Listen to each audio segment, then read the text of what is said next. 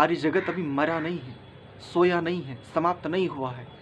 हमारे संगठन भले ही पृथक पृथक है, हमारे काम करने के तरीके पृथक हैं, लेकिन वास्तव में आज भी हम एक हैं। संगच्छध्वम संवदध्वम, मैं भी कह रहा हूँ, समूचा आर्य जगत में जो भी इस मंत्रों को जानता सब कहता है। लेकिन एक बार आओ सिद्ध करें, आओ एक बार कम से कम स्वामी जी जो अकेले हैं, उनके भीतर का अकेलापन, वो सोचो ना, वो योद्धा, वो अकेला लड़ रहा है, वो जूझ रहा है, उसके भीतर से अगर क्रोध प्रस्फुटित ना हो तो वो क्या हो। सभी को प्रणाम। यति नरसिंहानंद जी आज एक ऐसी स्थिति से बहुत घनघोर संघर्ष कर रहे हैं। आज हम इस विषय पर थोड़ी सी बात करेंगे। यति नरसिंहानंद जी जो कर रहे हैं वो सही है या गलत है। बहुत सारे प्रश्न, बहुत सारे इस प्रकार के उनके ऊपर खड़े किए जा रहे हैं कि वो सन्यासी नहीं है, सन्यासियों की ये मर्यादा है, सन्यासियों को ये नहीं बोलना चाहिए, सन्यासियों को ये नहीं कहना चाहिए, इत्यादि बहुत सारे। तो आज हम थोड़ा सा देख लेते हैं कि जो नरसिंहानंद जी कर रहे हैं वो कितना सही है, कितना गलत है। उनके कुछ शब्द, उनके कुछ वाक्य ऐसे हैं जो एक सामान्य व्यक्ति की भाषा के होते हैं, प्रायः कुछ अपशब्द जैसे, कुछ गाली जैसे, बहुत सारी चीज़ें। तो एक दो छोटी छोटी हम इसमें आपको देते रहेंगे, क्लिप भी आप देखिएगा और उसके आधार पर आप देखिए। लेकिन हम बात करते हैं कि वो सही है या गलत है। सबसे पहले नरसिंहानंद जी ये काम कितने दिनों से कर रहे हैं? इस्लाम के विरुद्ध मतलब अन्यायपूर्वक, है ना, अन्यायपूर्वक ना, यानी वो गलत को सही कह रहे हैं और सही को गलत, ये करते हुए पिछले लगभग दशकों से लड़ रहे हैं, दशकों से यही काम करते हुए आ रहे हैं। इतने लंबे समय से एक व्यक्ति एक ही बात कहते हुए आ रहा है। उनके पिछले इंटरव्यू आप उठा करके स्वयं देख सकते हैं कि भाई मैं सन्यासी उस तरह से नहीं हुआ, चूँकि मैं पहले से इस काम को करते हुए आ रहा था तो मेरे परिवार को खतरा था, इसलिए मैंने सन्यास ले लिया कि अब मेरे परिवार को कोई खतरा नहीं रहेगा। परिवार मतलब जहाँ पर उनका जन्म हुआ, वहाँ से वो कहते हैं कि भाई मैंने इस तरह से सन्यास लिया। अपने परिवार की रक्षा के लिए वो व्यक्ति सन्यास ले लेता है, केवल किस लिए कि जो मैं कार्य कर रहा हूँ उस कार्य करते हुए उस कार्य को मैं हटूंगा नहीं, ना मैं पीछे हटूंगा, ना मैं रुकूंगा, ना ही मैं झुकूंगा। लेकिन यदि मेरा परिवार बीच में आ रहा है, मेरा परिवार आड़े आ रहा है, यदि मेरी परिवार की सुरक्षा पर प्रश्न चिन्ह खड़ा हो रहा है, तो मैं परिवार को ही या परिवार से ही मैं पृथक हो जाता हूँ। एक बार वो व्यक्ति इतने लंबे समय से संघर्ष करते हुए यहाँ तक आ रहा है। आज तक यद्यपि कहने को फ़ोटो शूटिंग कराने के लिए, वीडियो शूट कराने के लिए और बहुत सारी इस प्रकार की क्रियाओं के लिए बहुत सारे लोग उनके साथ जुड़े हैं। मैं ये नहीं कहता कि उनमें सभी गलत हैं, मैं बिल्कुल भी नहीं कह रहा हूँ। लेकिन एक आज हम एक बहुत ऐसे वर्ग की बात करेंगे जो वर्ग अपने आप में बहुत हुंकार भरता है, ठीक है, उसकी बात हम बाद में करेंगे। लेकिन सबसे पहले मैं आपको बता दूं, जैसे अभी स्वामी जी को हरिद्वार में अरेस्ट कर लिया गया और उनसे पहले किनको किया गया? जितेंद्र नारायण त्यागी जी को, जिनका पूर्ण नाम वसीम रिजवी था। वसीम रिजवी जी भी वही काम कर रहे थे। उन्होंने उस तरह से जैसे भी उन्होंने पढ़ा, 26 आयतों को फिर सुप्रीम कोर्ट में लेकर के गए, वो सारी व्यथा आप सब कुछ आप देख सकते हैं। उसके बाद उस व्यक्ति के ऊपर जब निरंतर पूरा का पूरा इस्लामिक जगत उस व्यक्ति की यानी जितेंद्र सिंह नारायण जी के विरुद्ध जब खड़ा हुआ, तो वो व्यक्ति क्या करता है? फिर आकर के वो व्यक्ति आकर के फिर से कहता है कि मैं सनातन को स्वीकार करता हूँ। उसने सनातन की जो भी स्थितियाँ हैं उन सबको स्वीकार किया। उस समय जिस वर्ग की मैं बात करूँगा, उस वर्ग का एक व्यक्ति भी दिखा वहाँ पर? बड़े बड़े संगठनों को लिए बैठे क्या हम में से कोई भी वहाँ पर आया? कुछ लोग आए, मैं मना नहीं कर रहा हूँ, लेकिन ये देखिए कि उस व्यक्ति ने अर्थात स्वामी यति नरसिंहानंद जी ने अपने परिवार का सदस्य उनको बनाया। सनातन में अन्य भी बहुत सारी स्थितियाँ थी, वो कह देते आप सनातनी हो गए बस काम खत्म। लेकिन उस व्यक्ति ने क्या कहा कि ये मेरे छोटे भाई हैं।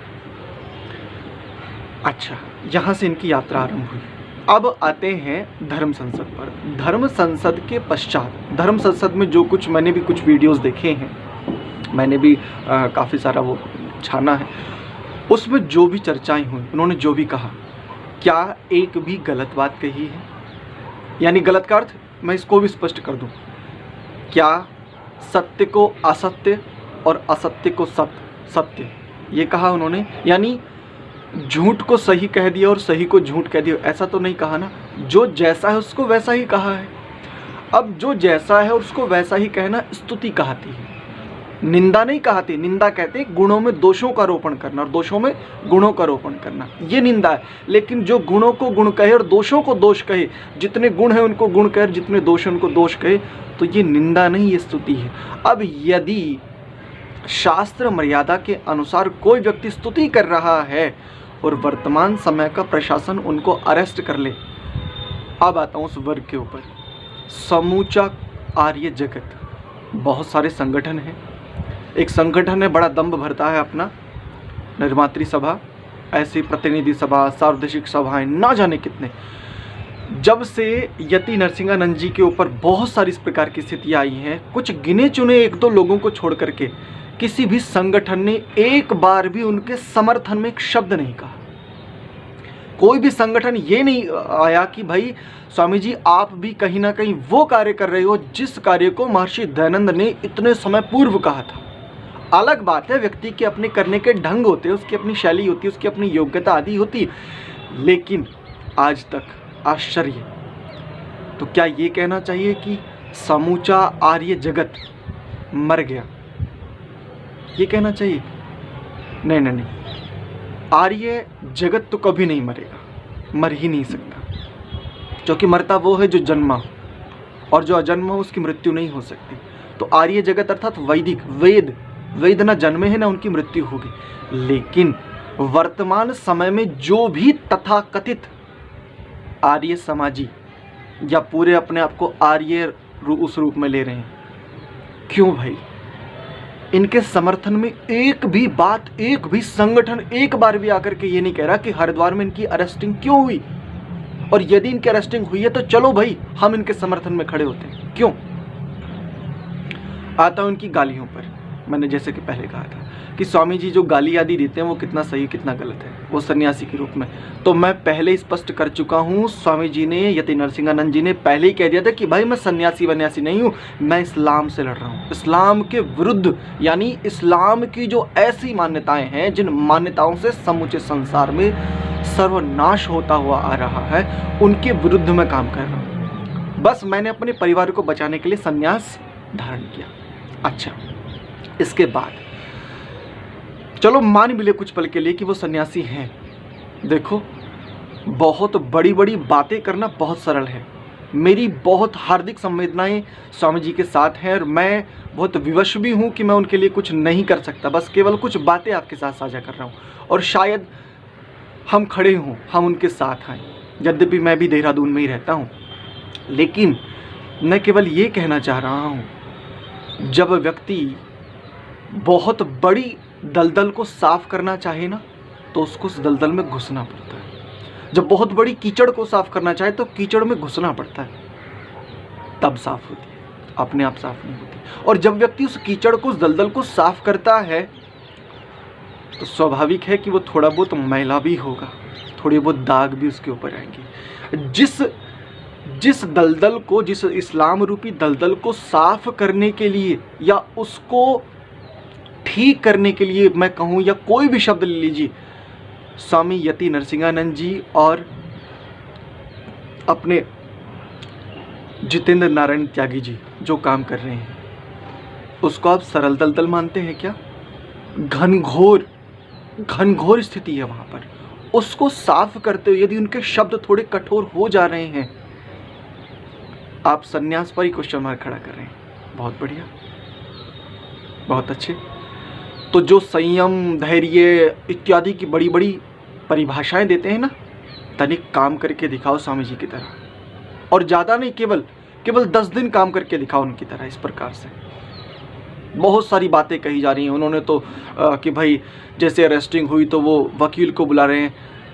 सब लोगों के लिए बता दूं, स्वामी जी तो अपने इंटरव्यू में खुद कह चुके कि मैं 32 बार जेल जा चुका हूं। और वो जो वकील की बात कर रहे थे, एक चैनल है, मुझे अभी नाम ध्यान नहीं रहा, आप देख लीजिएगा, मैं एक छोटा सा वो भी डालूंगा इसमें। वो कह रहा है अपने अंत में, डिस्क्लेमर में कह रहा है, पूरी वीडियो में और अंत में भी कह रहा है, उसमें धर्मेंद्र नाम का एक एंकर है जो एंकरिंग कर रहा है वहाँ पर।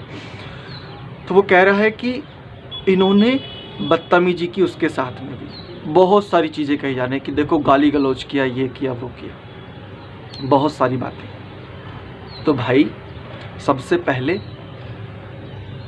इन स्थितियों को देख लीजिए। वो गाली गलौज कर रहे हैं, वो क्या कर रहे हैं, उन्हें उकसाया जा रहा है, क्यों, ऐसा क्यों हो रहा है? एक बात देखिए, उस व्यक्ति ने अपने भाई के रूप में से स्वीकार किया। जब जितेंद्र नारायण त्यागी जी को गिरफ्तार किया गया तो स्वामी यति नरसिंहानंद जी का केवल एक ही प्रश्न है कि भाई जो बातें इन्होंने कही वही बातें मैंने भी कही, तो प्रशासन ने इन्हें ही क्यों अरेस्ट किया, मुझे क्यों नहीं? और वो व्यक्ति अपने छूटने के लिए, क्योंकि वो तो अभी गिरफ्तार हुआ ही नहीं है, वो तो अरेस्ट हुआ ही नहीं है, वो तो हरिद्वार में अपने जहां पर वो ठहरे हुए निवास स्थान में वहां पर है। वो किसके लिए कह रहे हैं? वो कह रहे हैं जितेंद्र नारायण त्यागी जी के लिए कि ऊंचे से ऊंचा वकील करो, उनको बेल मिले। एक बात। और दूसरी बात, वो अपना धर्म निभा रहे हैं। दूसरी बात वो कह रहे हैं कि भाई मैं तो 32 बार जेल जा चुका। जो व्यक्ति ऐसी स्थितियों में इतनी, किसी ने भी उनकी वेदना को तनिक भी समझने का प्रयास नहीं किया। क्यों भाई? मैं सबसे निवेदन करना चाहता हूँ, और ईश्वर करे मेरे पास भी कुछ ऐसी स्थितियाँ या कोई ऐसे अवसर बने कि मैं भी स्वामी जी के लिए कुछ कर पाऊँ। ऋग्वेद में भी एक मंत्र आता है, उसके अनुसार भी एक बात है, सीधे सीधे समझ लीजिए कि जो श्रेष्ठ शक्तियाँ हैं उनका समर्थन करना ये भी श्रेष्ठ कर्म है, ये भी आर्यत्व है। और जो निकृष्ट शक्तियाँ हैं, जो राक्षसी शक्तियाँ हैं, जो पैशाचिक शक्तियाँ हैं, जो उस प्रकार की हैं, उनका समर्थन ना करना, यानी उनको समर्थन ना देना, ये भी श्रेष्ठ कर्म है, ये भी आर्यत्व का लक्षण है। मैं आप सबसे निवेदन करता हूँ, मेरी बातों को सुनकर के यदि आपको कष्ट हो रहा है तो उस कष्ट को सहन कीजिए। बस एक छोटा सा काम कीजिए। स्वामी यति नरसिंहानंद जी भी वही काम कर रहे हैं जो मानवता के हित में है। अब यदि गंदगी को साफ करते हुए व्यक्ति के ऊपर भी यदि कुछ गंदगी लग जाए तो व्यक्ति गंदा नहीं हो जाता। बस मैं इतना ही कहूँगा, हम सब एकजुट होने का दम भर रहे हैं मात्र, किसी भी संगठन ने। और ये निर्मात्री वाले, वैसे मैं बता दूं आपको, मैं भी निर्मात्री से ही निकला था, मैं भी निर्मात्री से ही निकला हूं, ये कह लीजिए। लेकिन हर किसी के ऊपर ये क्वेश्चन मार्क खड़े करेंगे, बड़े से बड़े आचार्य के ऊपर, इनके छोटे से छोटे जिनको आबासा कुछ नहीं आता वो भी बड़े से बड़े आचार्य के ऊपर क्वेश्चन मार्क खड़ा करेंगे। और वो भी ये कहेंगे कि तुम्हें इसमें तो सीधे सीधे गणित की बात है, इसमें शास्त्र पढ़ने की आवश्यकता क्या? शास्त्र की चर्चा के लिए वो लोग कहेंगे कि तो इसमें तो सीधा सीधा गणित है, इसमें शास्त्र पढ़ने की आवश्यकता क्या? ऐसे लोगों से भरा पड़ा जो संगठन, एक भी स्वामी जी के समर्थन में एक भी व्यक्ति नहीं दिख रहा। एक भी व्यक्ति जो हरिद्वार में भी हैं, मैं स्वयं भी कह रहा हूँ, मैं देहरादून में हूँ लेकिन मैं विवश हूँ, मैं उनके लिए कुछ नहीं कर सकता। मैं एक बहुत छोटा सा सामान्य व्यक्ति हूँ, बहुत सरल आदमी हूँ, लेकिन मैं उनके लिए कुछ नहीं कर सकता अभी। लेकिन मेरी संवेदनाएं, मेरी भावनाएं, मेरे पास जो भी उद्गार है मैं उनके रूप में कहूँगा कि मैं स्वामी जी के समर्थन में हूँ। और यदि भविष्य में कुछ ऐसा अवसर आएगा तो मैं पीछे नहीं हटूंगा। लेकिन मैं आप सबसे ये कहना चाहता हूँ, उस व्यक्ति को अकेला मत रहने दीजिए। वो व्यक्ति अकेला संघर्ष कर रहा है। मुझे एक सीख मिल रही है, आर्य समाज कुछ नहीं है वास्तव में, ढकोसला है बस। फिर मैं ये कहूँगा कि ये पूरा का पूरा ढकोसला है वास्तव में। आर्य समाज से अर्थ वर्तमान का जो मनुष्य का समुदाय जो अपने आप को आर्य समाजी कह रहे हैं, उसकी बात कर रहा हूँ, सिद्धांतों की बात नहीं कर रहा। क्योंकि सिद्धांत तो वास्तव में करने की प्रेरणा देते हैं, वो अकर्मण्यता नहीं देता। वो केवल और केवल, मतलब जो हमने समझ लिया केवल बस वही उसी के अनुसार होना चाहिए, तभी हम, अगर कोई हमारी मानेगा तब हम उसको समर्थन देंगे। ये क्या बात है भाई? यानी निर्मात्री के जो भी कुछ विकल्प हैं, जो उनको स्वीकार कर ले, बस केवल जो भी सादेशी की जो भी कुछ उनके विकल्प उपक्रम चलते, केवल जो उनको स्वीकार कर ले। मतलब प्रतिनिधि के जो भी कुछ चलता है, इस प्रकार से समूचे आर्य जगत में जो भी कुछ उनके प्रकल्प आदि चलते हैं, यदि ये कोई उनको स्वीकार करे तब हम समर्थन करेंगे। ये क्या बात है भाई, ये क्या बात है? ये तो ठीक नहीं है, बिल्कुल भी ठीक नहीं है। बस मैं यही कहूँगा, ईश्वर की ऐसी कृपा हो और आप सब लोगों को भी समझ में आए, हम स्वामी जी के समर्थन में खड़े हों। वो बहुत अच्छा काम कर रहे हैं। एक व्यक्ति अपने प्राणों को हथेली पे लिए हुए, और एक व्यक्ति जब दूसरे ऐसे कीचड़ से आता है तो उसको अपना भाई बना करके और अपने परिवार का सदस्य उसको मानता है, और उसकी रक्षा के लिए वो कह रहा है कि ऊंचे से ऊंचा वकील करो, और उसी के ऊपर पूरा का पूरा मीडिया जगत इस प्रकार के क्वेश्चन मार्क को ना जाने उसको कौन सा एक दिशा दे रहा है, वो एक उल्टा ही उनको गलत सिद्ध कर दिया जा रहा है, उनकी पूरी छवि को खराब कर दिया जा रहा है। क्यों? आओ हम इनका साथ दें, आओ हम इनके समर्थन में खड़े। कम से कम एक बार तो हम, कम से कम केवल एक बार तो हम दिखाएं कि नहीं नहीं, आर्य जगत अभी मरा नहीं है, सोया नहीं है, समाप्त नहीं हुआ है। हमारे संगठन भले ही पृथक पृथक है, हमारे काम करने के तरीके पृथक हैं, लेकिन वास्तव में आज भी हम एक हैं। संगच्छध्वम संवदध्वम, मैं भी कह रहा हूँ, समूचा आर्य जगत में जो भी इस मंत्रों को जानता सब कहता है। लेकिन एक बार आओ सिद्ध करें, आओ एक बार कम से कम स्वामी जी जो अकेले हैं, उनके भीतर का अकेलापन, वो सोचो ना, वो योद्धा, वो अकेला लड़ रहा है, वो जूझ रहा है, उसके भीतर से अगर क्रोध प्रस्फुटित ना हो तो वो क्या हो फिर? आओ हम एक बार उनका एक बार हम समर्थन करें। वो व्यक्ति बहुत अच्छा काम कर रहा है, वो व्यक्ति ऐसे मार्ग खोल रहा है कि हम सब में से बहुत सारे लोग उस ओर बहुत कुछ अच्छा कर पाएंगे। वो व्यक्ति सीधे सीधे कर रहा है, वो व्यक्ति बिल्कुल सीधे सीधे सारी मर्यादाओं से पृथक होकर के कर रहा है। आओ हम उनको समझने का, उनकी अंतर वेदना को समझने का प्रयास करें। बस इतना ही मैं कहूँगा। आप सबसे पुनः निवेदन यही करूँगा कि हम उनके समर्थन में खड़े हों। हम एक बार दिखाएं तो सही अपना बल। कब दिखाएंगे? कब दिखाएंगे? यानी कोई हमारी मानेगा तो अब हम उसकी सुनेंगे। अरे पहले हम उसकी सुन लें, और जब हम किसी की पीड़ा में खड़े होते हैं, जब हम किसी की आपत्ति काल में जब हम उसके संग खड़े होते हैं, निश्चित ही मानो वो हमारा हो जाएगा, वो हमारा अपना, वास्तव में वो भीतर से हमारा अपना हो जाएगा। ये बिल्कुल ठीक नहीं कि कोई जब तक हमारी नहीं सुन लेगा, हमारी नहीं मान लेगा, तब तक हम उसके समर्थन में खड़े नहीं होंगे।